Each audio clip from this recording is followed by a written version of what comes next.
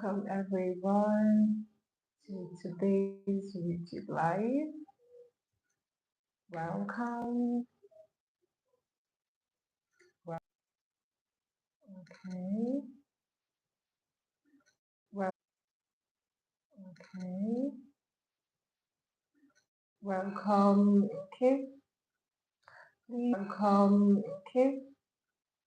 Please help me to share. I will wait for the people to tune in. Thank you. Welcome.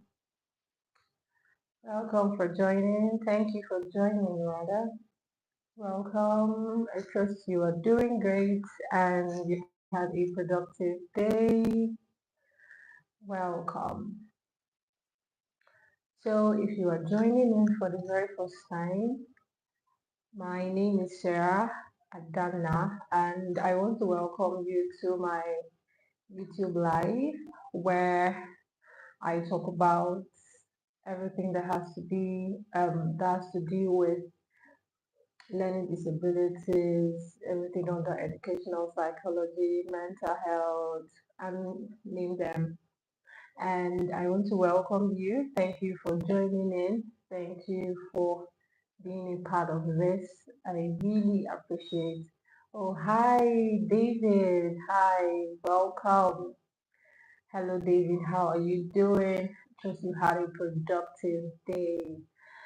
So, today is a very interesting and wonderful day because I'll be talking about something quite insightful and interesting. And this topic is still under learning disabilities, but this one, you should have seen it in the caption, is a common thing that occurs in every child. Well, let's say, yeah, in schools, at home, even in adults, they also have these challenges.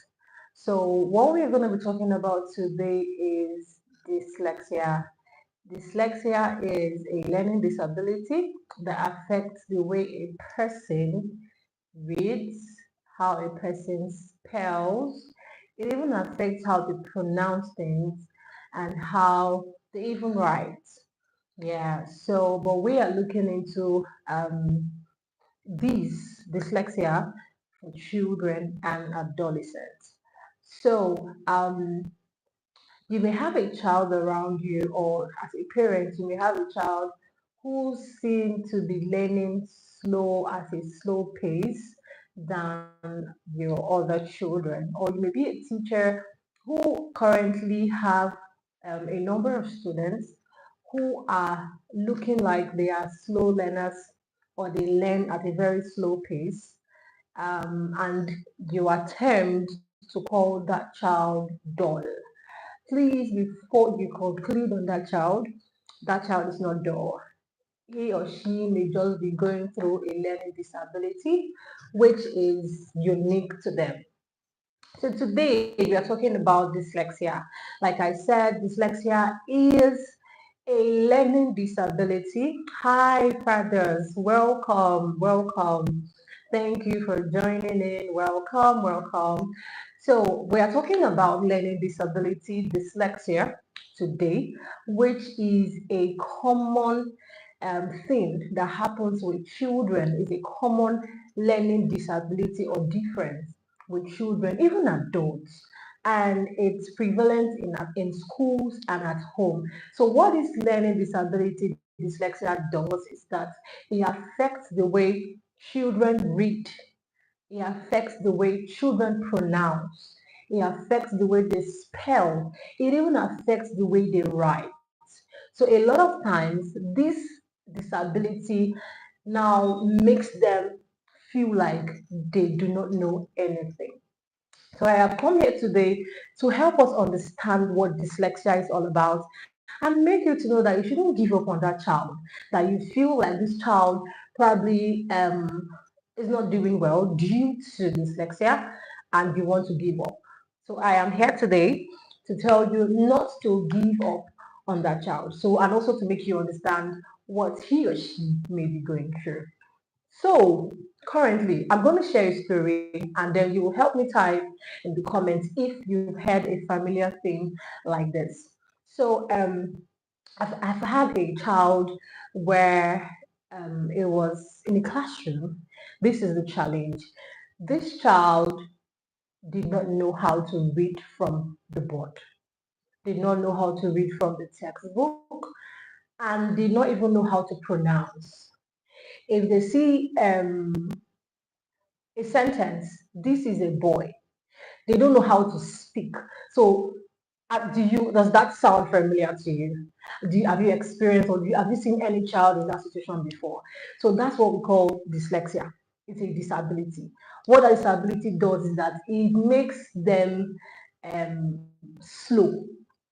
They learn at a different pace. They are not able to read well. They become slow readers. They don't know how to pronounce. They don't know how to spell. It even affects the way they write, because if you can't spell, you can't write. It's that simple. So dyslexia is a learning disability or a learning difference that affects a child. Like I said, the way they write, the way they speak, the way they pronounce, the way they read, especially. So especially, yeah, it affects their reading and their writing. So I want us to understand that dyslexia does not mean that your child or that student or that learner is not intelligent. No. It doesn't mean that that child is not intelligent. What that does is that it just makes them have a different way of learning. And with the right teaching method, the right support, the right effort that is given to that child, because that child is not special. You can't put such child in the same pace with the other students who are doing better, who don't need to stress themselves to read and they are catching up immediately. You don't expect that pace that child who doesn't need to stress to be with it the same or to be on the same pace with a child who has learning disabilities. So this is what makes them different in the classroom. So I have come here today to help us parents, to help us teachers, to know how to support these children, help us even understand what this matter is and the right strategies to help them. So moving on, I've explained what dyslexia is, how to figure out, and now we're going to move into how to detect dyslexia early in a child. So the first thing that you can do to help know or to help figure out that a child has dyslexia is in their pronunciation. So for toddlers into the age of 3, they should be able to start saying things like come, go, it's me, it's not me, hi, hello, mention any simple, short words, 2-letter words, 3-letter words, and so on and so forth. So if you have that learner in your classroom, or you have that child as your biological child, or just a child around you, and you realize that they have that inability to pronounce little words like this, like come, go, they are unable to. That's the first sign.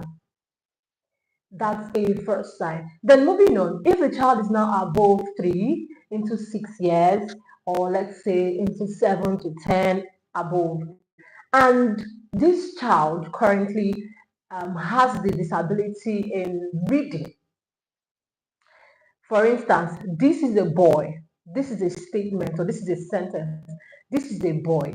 So this child, if you bring bring a chart and with the sentence, this is a boy or I am coming, they can't pronounce it. It's not like they don't even know what is on it. They just don't know how to read. They just don't know how to talk. They just don't know how to pronounce what they are saying. So it's not even as if they have a visual problem. It's not a visual problem. So what exactly the challenge is that it's actually a neurological problem. It's a brain condition that affects the way they interpret what they see. So there are some reasons why this thing happens. And one of the major reasons is that it could be hereditary. So hereditary is a common reason why most children have that learning disability with reading or writing or pronunciation. Hereditary. Another is that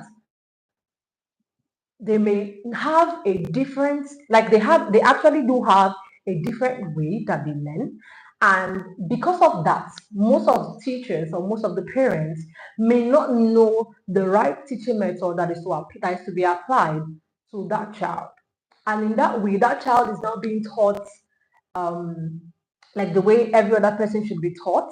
And because of that, it affects how um, they learn in the class. So there are some myths that are common. There are a lot of things that we hear about dyslexia. That's the inability of a child to read, write, spell, and so on. And one of the greatest myths that is so common is that the child is not intelligent. No, every child is unique. Every child is different. Children who battle with dyslexia does not mean that they are not intelligent. The challenge, like I said earlier, is that they process information differently or they process the things that they are seeing differently. So, a child with learning disability, dyslexia, does not mean that the child is dull or not intelligent. Another is that does not mean that the child is not getting the right support and the right teaching from the school. Because most times parents may want to end up blaming the school that, oh, I've changed your school, I've gone here, I've gone there, I've changed you, you've been in 5 different schools at your age and still, or they want to blame the teachers, that the teachers are not teaching the children well. I think you're neglecting my child and this and that and that and that. Most times that's not the reason. Most times that's not the reason. And this would, now put on more pressure on the child, put on more pressure. And meanwhile, what should have been done is, probably sitting down and wanting to know, okay, what exactly is this problem? How can we now sort it out? What can we do? What can we accept? As how can we assist this child? What kind of support does the child need? Instead of just concluding and saying that this child is totally different, or putting blames on even the parents as a teacher, or even putting blames on the teacher as a parent. So, like I said, another sign, a sign that you can use to know that your child, another sign that you can use to know your child has dyslexia is, a delayed speech. They are supposed to be able to start pronouncing things. Ball, B for ball, A for apple, B for ball, C for cup, all of those things. And A for apple, they're looking at you. You show them A for apple, this is A for apple, they're looking at you. They don't even know how to even pronounce it. So that's a sign. Another thing is, so it's difficulty to rhyme things or even remember their rhymes in classroom. They cannot remember their rhymes in the classroom. And even to learn their alphabets, it affects the way they learn their alphabets. Um, or their sound. It affects the way they would. How you can also know is that they can't remember the sounds that they learn, because children learn with sounds. A lot of kids, 80 to 90% of children, they learn with sounds. So if you have a child that is, up to 3 years, from 1 to 3, even most kids for the early learners, before they even get to 1, they're already trying to pronounce things. Come, bye, and all of that. So if you have a child at that point, they cannot, remember sounds. They can't say things like that. They have a delayed speech. Please pay attention. That could be a learning disability called dyslexia. And with the fact that you can know on time and begin to tackle it even while they are young would help them in a long, long time.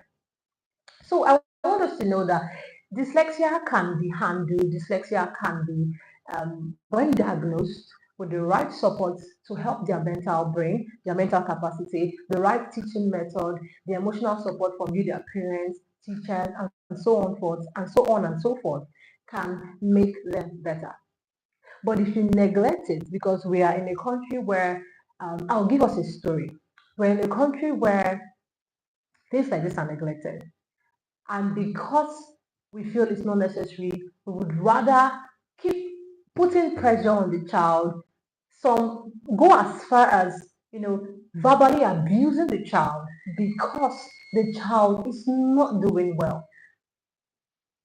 So instead of all of those things, there are ways we can help that child. That child is just being helpless. And another beautiful thing is that if you check, for example, if you have such a child around you, if you check well, there are other things that they are very good at. That's to tell you that they are actually intelligent. They are not dull.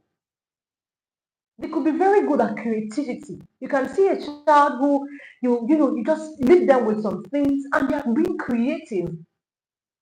You see that they've made something out of nothing.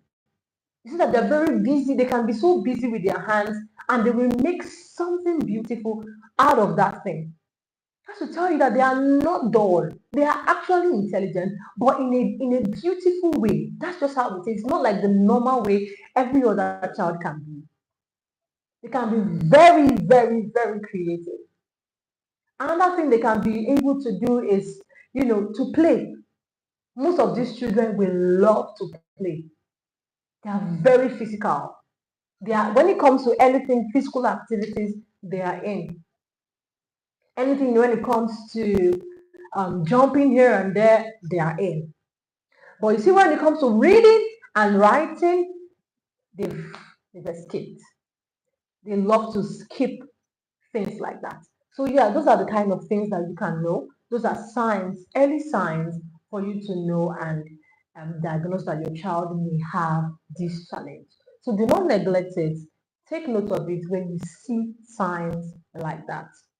So for teachers, if you were a teacher and you have students